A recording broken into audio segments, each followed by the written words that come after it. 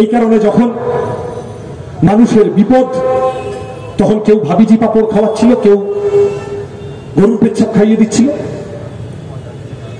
কেউ চাল চুরি ত্রিপল চুরি করতে ব্যস্ত হয়ে পড়েছিল। আর আমাদের বাচ্চা বাচ্চা ছেলে মেয়েগুলো রেড ভলান্টিয়ার গান নিয়ে মানুষের পাশে কোথায় অক্সিজেন সিলিন্ডার, কোথায় ক্যান্টিন, কোথায় রক্তদান, কোথায় বই খাতা পৌঁছে দেওয়া, এই করে বেড়াচ্ছে।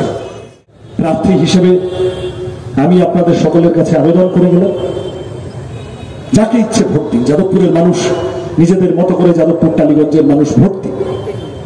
হুমকির সামনে, ধমকের সামনে মাথা নত করার গল্প নেই।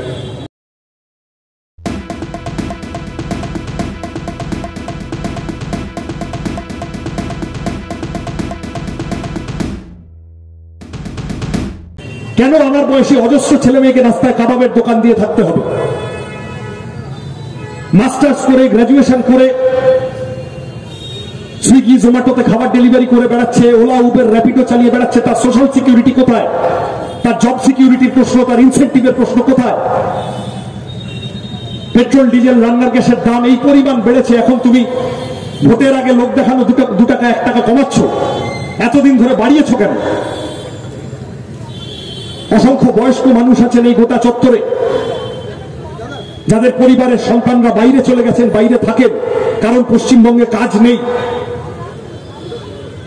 বয়স্ক মানুষের পেনশন, সামগ্রিকভাবে যারা স্থায়ী কাজ করেন, pension, PF, gratuity, health scheme লাটে তুলে দিচ্ছে। পেনশনের সমস্যা, যা পেনশন পাচ্ছেন তাতে করে সব হচ্ছে না। হেলথ ইন্স্যুরেন্সের, মেডিকেল ইন্স্যুরেন্সের প্রিমিয়াম বাড়ছে। রোজ গিয়ে লাইনে দাঁড়িয়ে এটার সাথে ওটা লিঙ্ক করো, ওটার সাথে সেটা লিঙ্ক করো, সেটার সাথে এটা লিঙ্ক করো। কেন এই হয়রানির মধ্যে মানুষ থাকবেন? কি ঠেকা পড়েছে? প্রত্যেক দিন আজ কেওয়াইসি, কাল এই অমুক তুসুক। বাজারে যেভাবে জিনিসের দাম,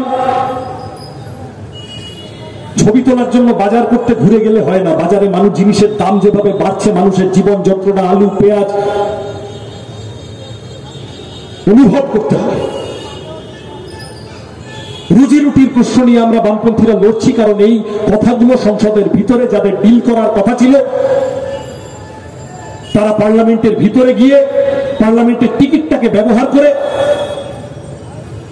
মোচ্ছব করে এসেছেন। এতদিন কোনো কাজের কাজ করেননি, যে কারণে আমরা বললাম অন্ন, বস্ত্র, বাসস্থান, শিক্ষা, স্বাস্থ্য, কর্মসংস্থানের দাবি দাওয়া নিয়ে লড়তে নেমেছি। আপনাদের কাছে, আমাদের অভিভাবকদের কাছে আবেদন, মায়েদের কাছে আবেদন, বোনেদের কাছে আবেদন,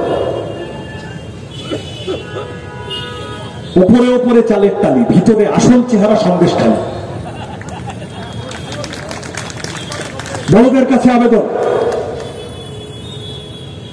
এই অন্ধকার থেকে আমাদের বেরোতে হবে এবং এই বেরোনোর লড়াইতে চিরকালীন অগ্রপথিক যাদবপুর। যাদবপুরে এই ঝান্ডা আরো উপরে তুলতে হবে।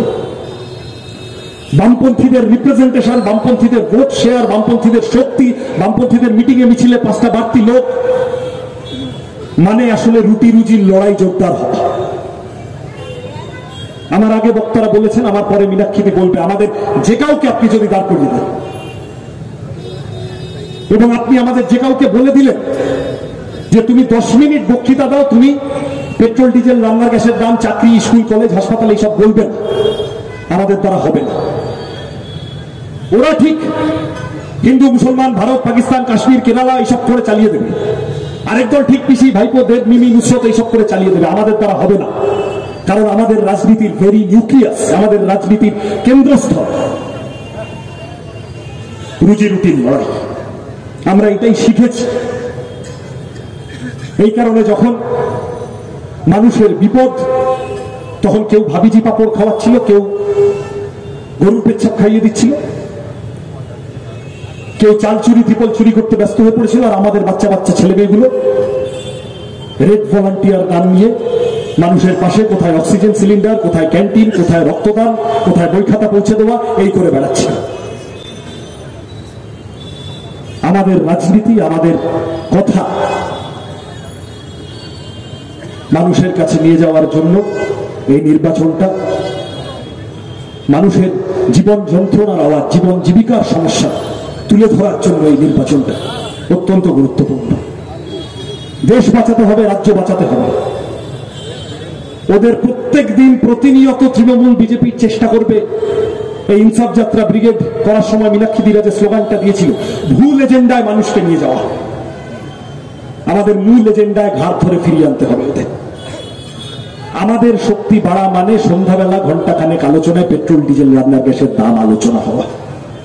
আমাদের শক্তি বাড়া মানে বেকারত্বের সমস্যা আলোচনা হওয়া, আনএমপ্লয়মেন্ট শুধু নয় আন্ডার এমপ্লয়মেন্টের সমস্যা আলোচনা হওয়া, লেখাপড়ার ছাত্রদের যা দাবি দেওয়া, স্কলারশিপ, ফেলোশিপ আলোচনা হওয়া, জিনিসের দাম আলোচনা হওয়া, গরিব মধ্যবিত্ত মানুষের বেঁচে থাকার প্রত্যেক দিনের জীবনযাত্রার সমস্যা আলোচনা হওয়া এবং সমাধান হওয়া।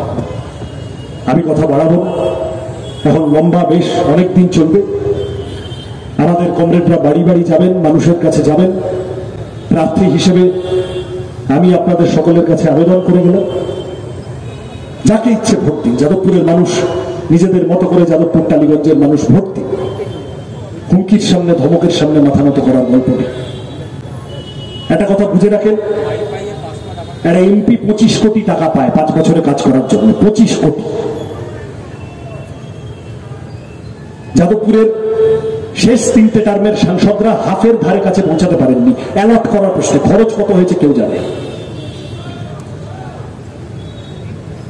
ওরা যদি হুমকি দেয়, ধমকি দেয়, আমি পরিষ্কার বলে দিলাম, এই কথা যদি মানুষের কাছে, বিশেষত দরিদ্র মানুষের কাছে, মায়েদের কাছে, বোনদের কাছে নিয়ে যায়, এই তো করবে। শেষের যত ভোটের দিন এগোবে, শেষের দিকে গিয়ে যখন বুঝবে পায়ের তলায় মাটি কাটছে, তখন গিয়ে বলবে আমাদের ভোট না দিলে কিন্তু প্রকল্প থেকে নাম কেটে দেবো। এই তো বলবে, আমাদের ভোট না দিলে কিন্তু অমুকটা থেকে নাম কেটে দেবো, তমুকটা থেকে নাম কেটে দেবো, এইটা থেকে সেইটা থেকে। প্রথম কথা বুঝে রাখেন, 2 বছর পর বিধানসভা ভোট, ওদের নিজেদের পিঠের জ্বালা আছে, কোনো নাম ফাম কাটবে না। সোজা কথা বুঝে রাখেন, ছাগল না হলে কোনো নাম কাটবে না। আর যদি কোথাও কোনো ওইসব নাম কেটে দেবো ভেবে বলে, তাহলে পরিষ্কার সিদ্ধারা সোজা করে দাঁড়ান, চোখে চোখ রাখুন, বলুন তোমার নামের, তোমার ওর আমি পরোয়া করি না। তুমি নাম কেটে দিলে সিপিএম এর এমপি এসে আমাকে টাকা দিয়ে দেবে, আমার পাশে দাঁড়িয়ে যাবে, গোটা সিপিএম দাঁড়িয়ে যাবে, গোটা বামফ্রন্ট দাঁড়িয়ে যাবে। কি আছে? পানীয় জল, রাস্তাঘাট, স্কুল, কলেজ, হাসপাতাল, বাস, ট্রেন, স্টেশন, যা দাবি দেওয়া আছে আমাদের নির্দিষ্ট, আমাদের সমস্তটা নিয়ে যাদবপুরকে নিয়ে এগোতে হবে, বাঁচাতে হবে। বড় কাজ যাদবপুর। বামপন্থী সাংসদদের হাতে একাধিক হয়েছে, তারপরে থমকে গেছে, থেমে আছে, চুপ হয়ে আছে। ঝড়ের আগের আকাশের যে চেহারা থাকে, যাদবপুরের সেই চেহারা আছে। ঝড়ের পরে আকাশ পরিষ্কার হলে লাল ঝান্ডা সবার উপরে কাস্তে হাতুড়ি উঠবে। আপনাদের সকলের কাছে তা করার, তা দায়িত্ব নেওয়ার আবেদন জানিয়ে আমার কথা শেষ করলাম। নমস্কার, ভালো থাকবেন সকলে। প্লিজ চুরি করবেন না। একজন কন্টেন্ট ক্রিয়েটার অত্যন্ত কষ্ট করে তার কাজকে এগিয়ে নিয়েছে, তাই তার কাজকে সাপোর্ট করুন, তার কাজকে ভালোবাসুন, কিন্তু তার কাজ নিজের চ্যানেলে তুলে দেবেন না। কারণ জানবেন, পাইরেসি কিন্তু একটা অত্যন্ত দণ্ডনীয় অপরাধ। আপনারা দেখছেন আওয়াজ, রোজকারের হক কথা। For more updates about Awaaz, please subscribe our YouTube channel Rajshekhar thali.